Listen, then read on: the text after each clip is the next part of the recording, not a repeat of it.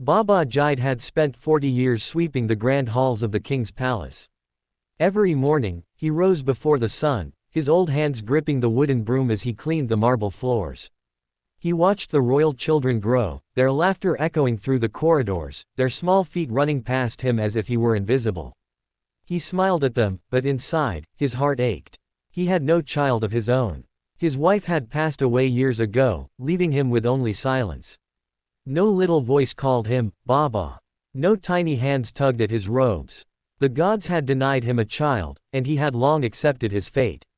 Until one night, everything changed. A wail pierced the palace walls, the cry of a newborn.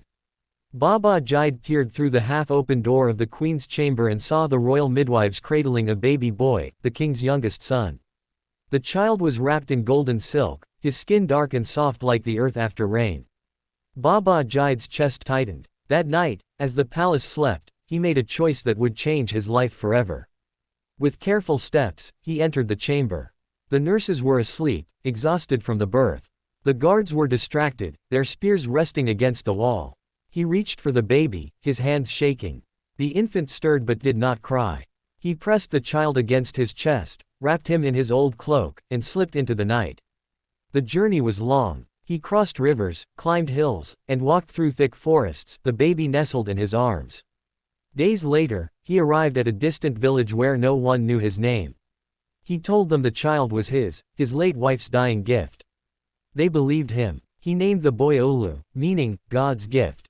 He raised him with love, teaching him to farm, to fish, to respect the elders. The boy grew strong and wise, his smile a mirror of the queen's. But deep inside, Baba Jide lived in fear. He knew the past could not stay buried forever. And one day, it came for him. A group of warriors rode into the village, their eyes scanning the crowd until they found Olu. The resemblance was undeniable. The prince had the king's sharp eyes, the queen's delicate features. Baba Jide fell to his knees. His voice broke as he whispered, "Forgive me. I only wanted a son." The warriors did not strike him down. They took Olu back to the palace, where his true parents wept with joy. Baba Jide stood before the king, awaiting punishment. But the king, seeing the love in his old servant's eyes, did not order his death.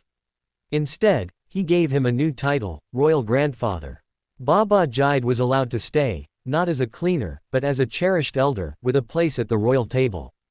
And so, the man who had once stolen a prince found himself with something greater, a son who still loved him, and a family that forgave.